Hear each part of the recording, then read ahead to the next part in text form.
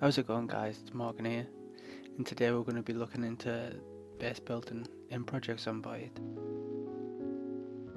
In this video we're going to be looking into the carpentry skill, the metalworking skill. We're going to choose how to decide on a base, things you should consider when choosing a base, and how to effectively protect your base.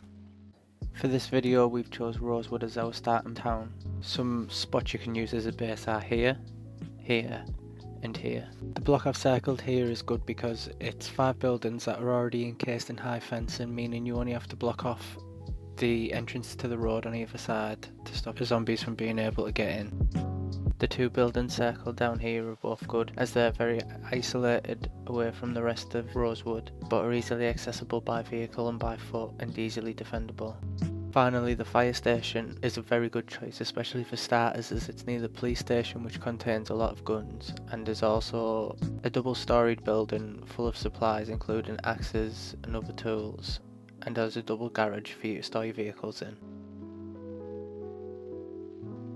The first thing you're going to want to do when you spawn in is take a look around the house, turn the telly on, tune over to the Life and Living channel, sit down and enjoy some TV. The Life and Living channel features programs that increase your skills, such as your cooking skill, your foraging skill, and your carpentry skill. This is essential in the start, as when you spawn in, your carpentry skill is basically non-existent, and that little boost to your carpentry skill at the start of the game can really help while you're building up your base.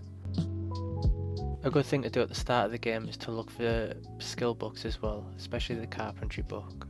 If you read this, it gives you a multiplier to XP gains in the said skill. So if you read a carpentry skill book and then sit down and watch the carpentry program on the Life and Living channel, it'll increase your XP gains by a lot. This also affects XP gains gained when dismantling objects, putting boards over windows, or building objects yourself.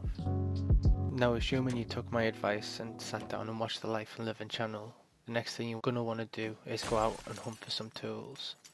Tools such as a hammer, a saw and a screwdriver are essential to dismantling objects to get wooden planks and nails.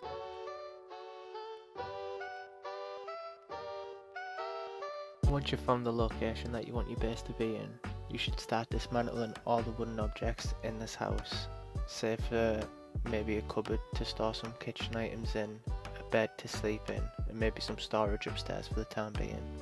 Aside from this, anything that's wood, take it apart. That's tables, chairs, cupboards, wardrobes. Any container that's containing items cannot be dismantled until the items are first removed. When you have a low carpentry skill, there is a chance that you will not gain materials when you try to dismantle an item. You will be left with either scraps of wood or unusable metal, which is useless, so should just be removed.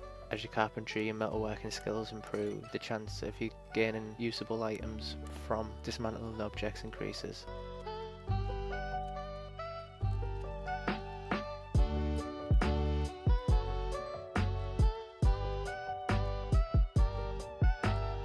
Now that you've dismantled objects to collect your wooden boards, you can use it to board up your windows.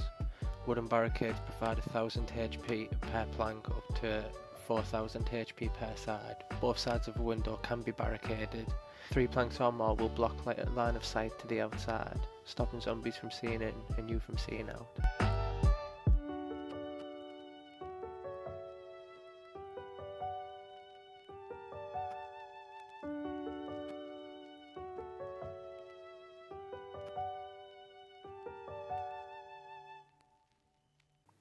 If you find yourself running out of planks, it would be useful to go to your neighbours' houses and start dismantling all the objects and furniture in there. Planks are heavy and it will take a lot of trips back and forth to bring them back. It might be worth finding a car with a lot of trunk space so that you can store the planks inside for quick transport.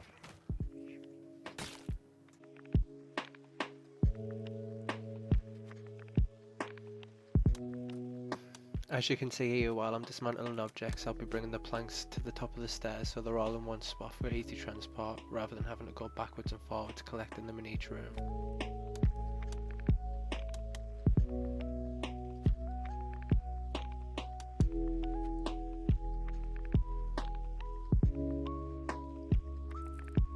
I also found 2 guns in this house. which I thought I'd keep, but I decided against in the end, as this is just a base building video.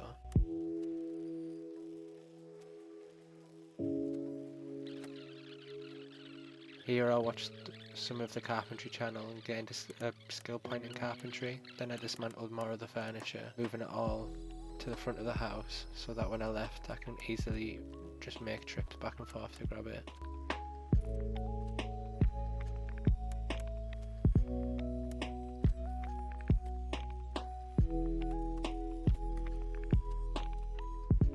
Here I went out on the lookout for a car in a building with a lot of wood inside. Now if you chose rosewood like I did, there's a restaurant in the in the commercial part of the town. This contains a lot of wooden chairs, wooden tables, and some food that you can loot. The car I found a key inside of. This is going to make transporting all the wooden planks I find inside back a lot easier.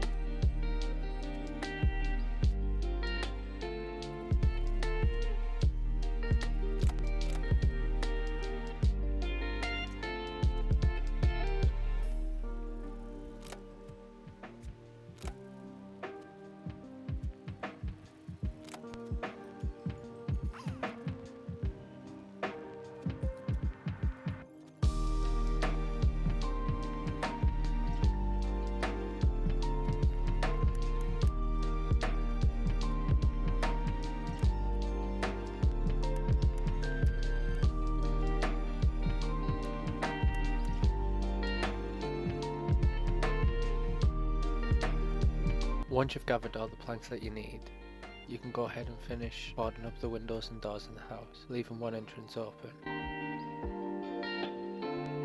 Most people recommend boarding up both entrances to the house and having a sheet rope hanging from a window upstairs to make accessing your house easier. But personally, I think this is a bad thing to do, as zombies can pull the rope down and stop you from being able to enter and exit your house. Instead, I like to create an airlock like this. To make a wall frame, you need 2 levels of carpentry. You can then upgrade this wall frame to a level 1, 2 or 3 wall. Level 1 wall needing 2 levels of carpentry and providing 150 HP. A level 2 wall needing 4 levels and providing 200 HP. And a level 3 wall needing 7 levels and providing 250 HP.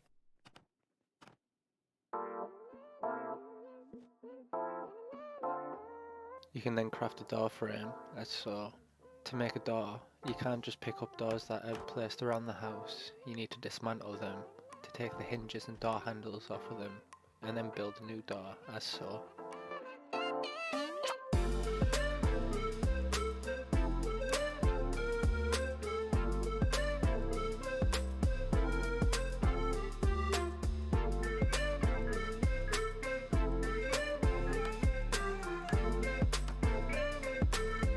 Now you have a fully functioning airlock.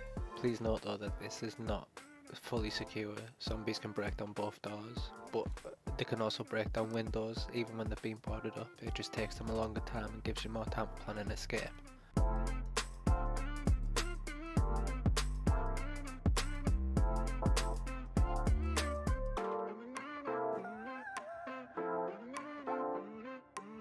No good base is complete without storage options though. I've picked a room here and I'm going to use it to put crates, shelves and a table inside. You can also place bookshelves and rain collector barrels as storage. Rain collector barrels will only store water though.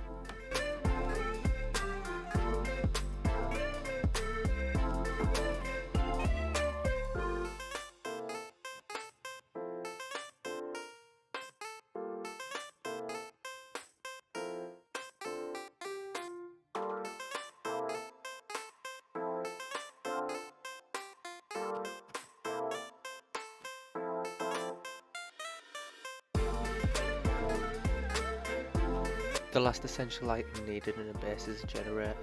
After so many days the power and water go out.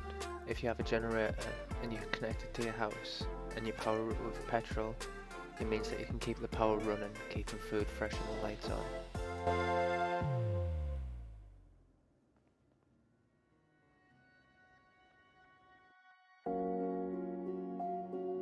There is one other, more finicky and more resource heavy way to defend your house, using welding rods, metal sheets and a propane torch. You can use metalworking to barricade windows and doors.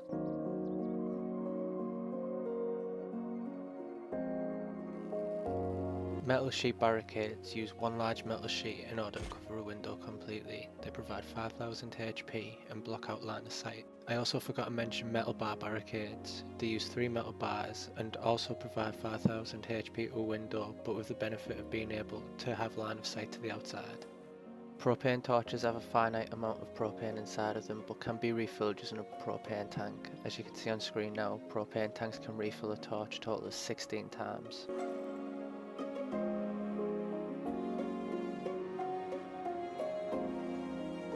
Now I didn't actually show this in the video, but you can make metal walls as well as wooden walls. There's 2 levels to metal walls. A level 1 metal wall needing 3 metal sheets to be made, you need a level 2 in metalworking and it gives you 250 HP. And a level 2 wall needing 4 metal sheets, a level 8 in metalworking and providing 350 HP.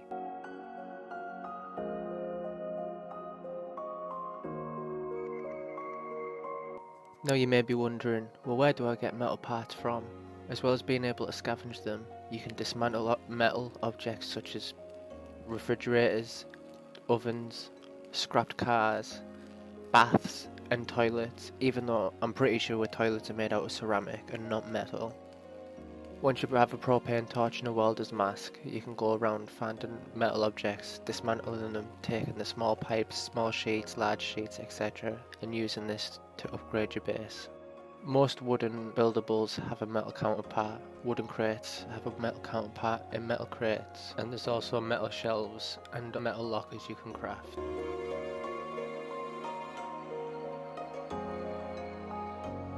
And that's it, that's your basic rundown on building your first base in Project Zomboid. Thank you all for watching and I'll see you in the next one.